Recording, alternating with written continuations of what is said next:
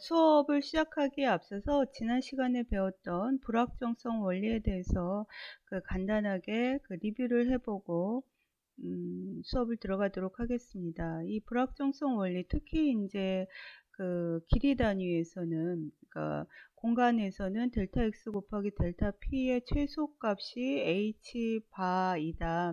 그러니까 h 바 이하로는 우리가 확실하게 델타 x와 델타 p를 정의를 할 수 없다라는 게 불확정성 원리였었죠. 그러면 요거를 이제 어디에다 적용을 한번 해보냐면 고체 내부에 있는 전자에 대해서 한번 간단하게 계산을 해보겠습니다. 이제 어떤 경우 300K라는 상온에서 열 에너지를 받을 때, 그러면 이제 이 300K라는 온도에서 서멀 에너지라고 얘기를 하는데, 이 경우에 에너지는 볼트만 상수 곱하기 T, 절대 온도 T를 곱해서 계산을 하게 되는데 대략 한 25mV 일렉트론 볼트가 나옵니다. 이거를 이제 서멀 에너지라고 부르는데요. 이렇게 서멀 에너지를 받는 전자가 이 전자를 뭐로 취급을 할 때, 웨이브로 취급을 할 때 얘의 위치는 우리가 어느 정도 확실하게 결정을 할 수가 있느냐를 이제 계산할 수가 있는 거죠. 이 에너지를 구하면. 그래서 여기다 이제 에너지를 집어넣고 델타 X를 구하면 대략 어느 정도가 나오냐면 4나노미터가 나옵니다. 그러니까 이 전자의 위치를 우리가 디파인을 할 때 어느 위치에서 이제 변동을 하는데 요 레인지 안에 어디에 있는지는 확실히는 모르지만 대략 그래도 우리가 범위가 한 4나노미터 안에 미니멈에서 맥시멈 오차를 이제 최소 4나노미터까지 우리가 이제 디파인 할 수 있다. 혹은 4나노미터 이하로는 우리가 정확하게 디파인 할 수 없다. 이제 이렇게도 얘기를 할 수가 있는데, 자, 이 4나노미터라는 값이 어떤 의미일까요? 이제 예를 들어서 사람을 한번 생각을 해봅시다.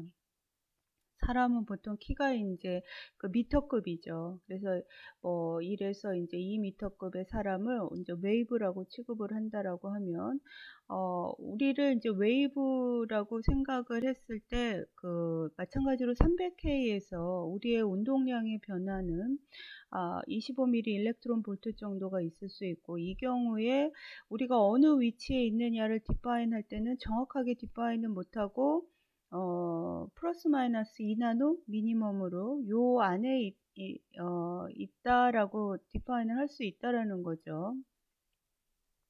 사람한테 얘기를 하면. 근데 미터급인 우리한테는 사실은 4나노미터는, 그쵸? 이거는 0이나 마찬가지인 거죠. 그렇죠? 그러니까 우리가 여태까지 살면서 우리를 웨이브라고 생각해 본 적이 없는 거예요. 그리고 불확정성 원리가 도대체 그 있을 수가 있을까? 이제 그런 생각을 한 번도 해본 적이 없는 거죠. 그러니까 우리는 이 위치에 있고 이 위치에서 우리가 질량이 m이고 속도가 이렇게 v인 거니까 x0라는 위치에서 mv를 곱하면 운동량 p를 정확하게 구할 수 있다라고 우리는 그냥 생각을 했었는데, 이 4나노미터가 의미 있어지는 공간에 존재하는 파티클한테는 이게 굉장히 큰 값이 되는 거죠.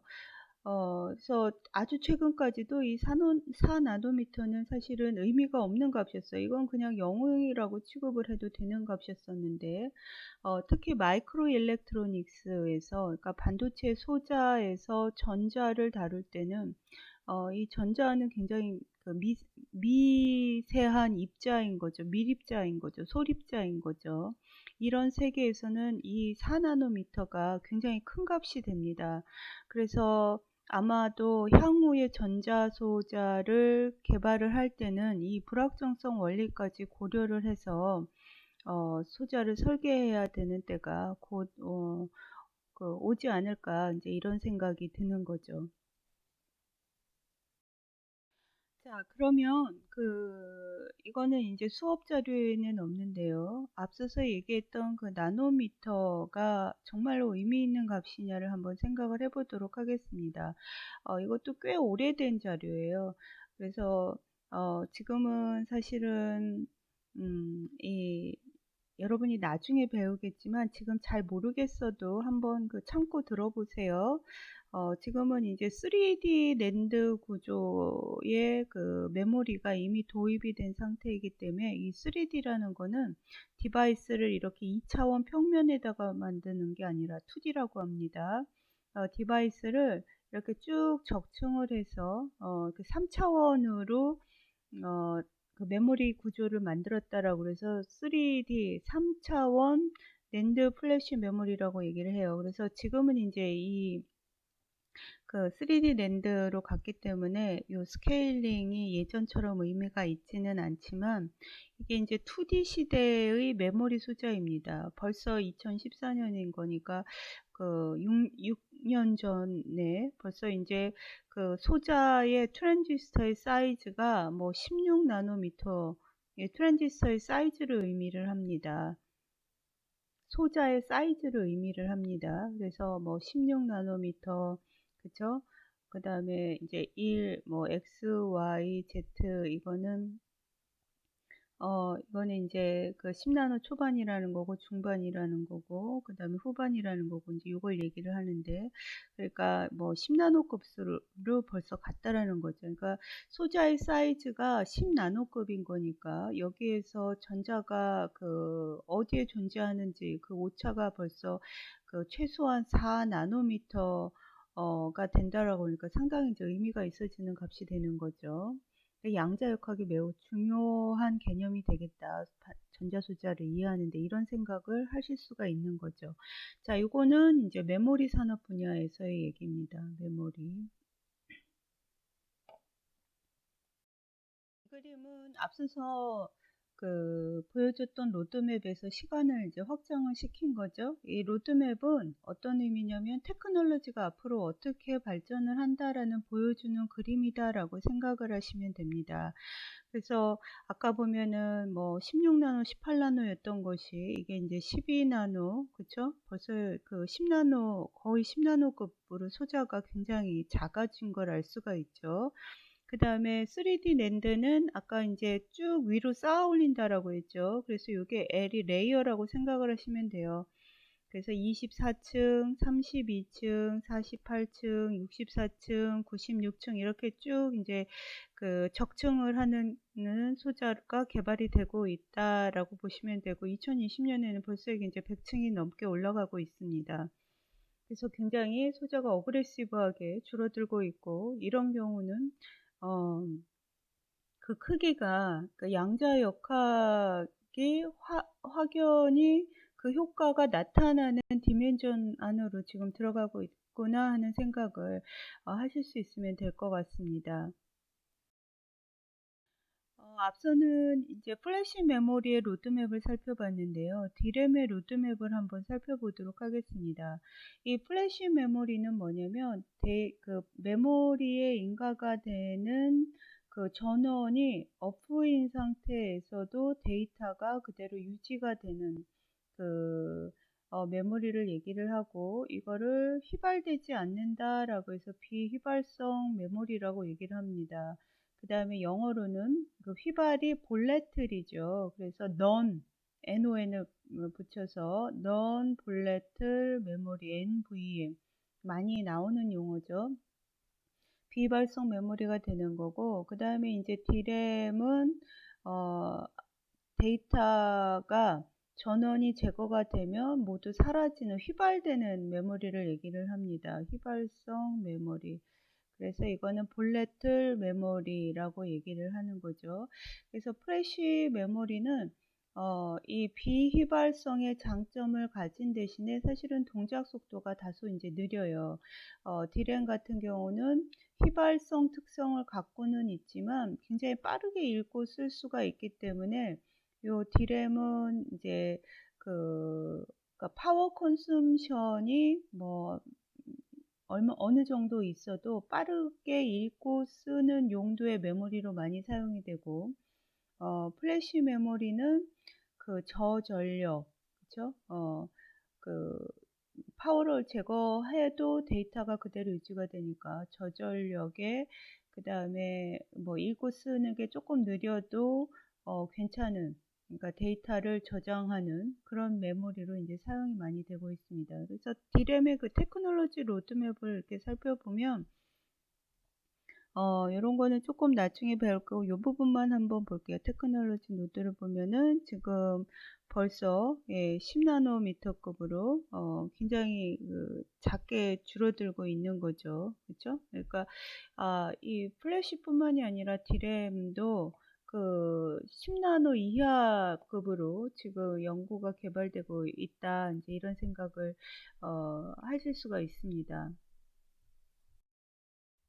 다음은 이제 로직 소자에 대해서 살펴보도록 하겠습니다. 아까는 이제 메모리 소자의 대표적인 그 프레시 메모리와 D램의 로드맵을 통해서 소자 사이즈가 이제 10나노 이하로 굉장히 급속하게 줄어들고 있구나. 퀀텀 피직스가 상당히 중요할 수 있겠구나, 이런 생각을 하실 수가 있죠.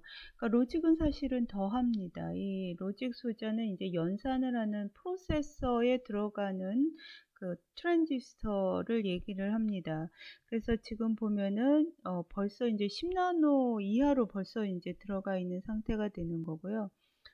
지금 7나노, 5나노 이제 이런 소자들을 지금 개발을 하고 있습니다. 그러면서 기존의 시어리들은, 이거는 이제 아직 잘 모르실 거예요. 근데 기존의 정통 시어리, 우리가 지금 니만 책에서 배우고 있는 기존의 그 세미컨덕터 피직스를 넘어서는 시어리들이 지금 도입이 되고 있고, 그 새로운 시어리들을 기반으로 디바이스가 개발이 되고 있습니다. 그렇다라고 이제 정통 그 물리전자나 반도체 소자 이론이 중요해지지 않는다라는 것이 아니라, 그 이론들을 기반으로 해서 그걸 이제 잘 이해할 경우는 새로운 이론들을 잘 받아들일 수가 있죠. 특히 기존 시어리 중에서 이 퀀텀 메커닉스 부분, 이 부분에 대한 이해가 앞으로 이제 그 중요성이 더해질 거라고 생각을 하고 있습니다. 이 테이블은 다소 보기 복잡한데, 이거는 이제 전 세계적으로 그 반도체 전문가들이 모여서, 뭐 학계라던가 산업계에 있는 분들이 모여서 향후에 어떤 그 2024년, 2033년까지 지금 기록이 되어 있죠. 향후에 반도체 소자들이 얼마만한 사이즈로 축소가 되고, 여기 벌써 1 나노미터 이렇게 지금 예측을 하고 있는 거죠. 그러니까 그 사회에서 요구되는 그 디맨드를 맞추기 위해서는 반도체 소자 사이즈가 이렇게 작아져야 된다. 그에 따라서 소자 구조들이 이렇게 바뀌어야 되고, 각각의 구조들은 이런 특성을 가질 거다. 이제 이런 테이블들이 계속 발표가 되고 있습니다. 2.2절에서는 슈레딩거 웨이브 이퀘이션에 대해서 살펴보도록 하겠습니다. 2절의 학습 목표는 슈레딩거 웨이브 이퀘이션을 통해서 우리가 알고자 하는 그러니까 우리가 주목하는 입자의 웨이브 펑션을 구하는 것입니다.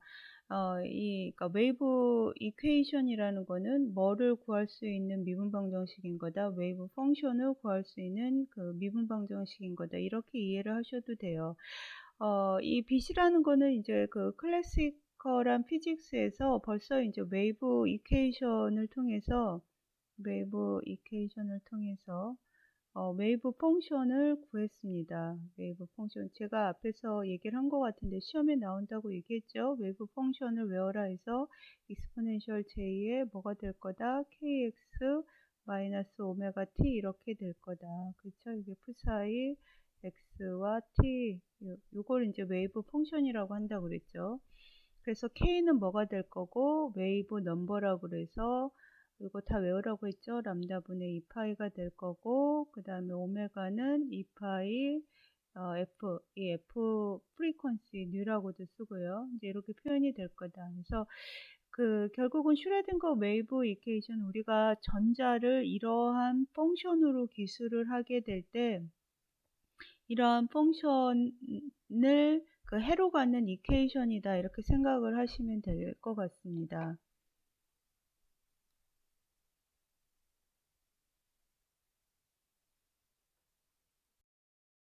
그래서 다시 한번 정리를 하면 슈레딩거 웨이브 이퀘이션이라는 건 뭐다? 물질파의 행동을 지배하는 파동 방정식이다.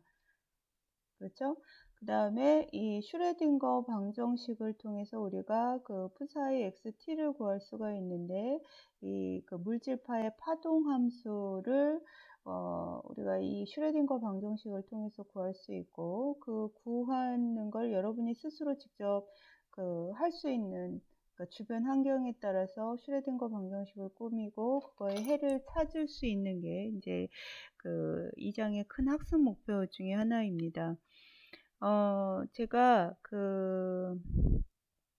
제가 요거를 한 장을 더 올려놔 볼게요. 그러니까 혹시 여러분 중에 그러면 클래시컬 시어리에서의 웨이브 이퀘이션 어떻게 나왔을까 하고 이제 궁금해하는 학생들이 있을 건데 제가 무조건 이제 외우라고 했는데 그 과정을 제 자료로다가 파일로 하나를 올려놓도록 하겠습니다. 길지는 않고요. 그러니까 고전역학에서는 이 양쪽 벽에 이렇게 스트링이 이렇게 있을 때, 그러니까 진동 운동을 하는 스트링이 이렇게 있을 때 이 한 점의 운동을 구하기 위해서 웨이브 이퀘이션을 꾸몄는데 이 한 점의 운동이라는 게 요 점에서의 힘, 이거를 장력이라고 얘기하죠. 끈에 미치는 힘. 그래서 각 점, 요 한 점에서의 장력에 의해서 이 요점의 x 변이하고 y 변이 혹은 z 변이가 어떻게 영향을 받는지를 가지고 이제 웨이브 이퀘이션을 꾸몄고 그 이퀘이션 미분 방정식이 되는데 2차 미분 방정식이 되는데 그것의 해가 익스포넨셜 j의 kx 마이너스 오메가 t가 된다라는 것이 이제 고전역학이 기여한 바입니다. 그래서 슈레딩거 방정식을 풀어서 우리가 물질파의 파동 함수를 구해도 결국은 이제 이런 형태가 나오기 때문에 제가 여러분한테 이런 형태를 자꾸 익숙하게 외우라고 강조를 합니다. 자, 요거는 이제 다시 한번 정리를 하는 건데요. 슈레딩거 방정식이라는 것은 뭐냐? 그러니까 물질파의 파동 방정식인데 슈레딩거 방정식은 물질파의 파동 방정식입니다. 스트링의 파동 방정식이거나 빛의 파동 방정식이거나 그런 게 아니라 물질, 파티클에 대해서, 그러니까 이중성을 갖는 파티클에 대해서 그 파티클의 웨이브 펑션을 구하고자 할 때 사용하는 파동 방정식이 슈레딩거 방정식인 거다. 그래서 이제 질량이 m인 입자인 거죠. 입자가 주변 환경의 포텐셜 에너지가 V일 때 이제 이런 조건이 있을 때 그때의 파동 함수를 이제 구할 수가 있습니다. 그러니까 굉장히 편하게 구할 수가 있는 거죠.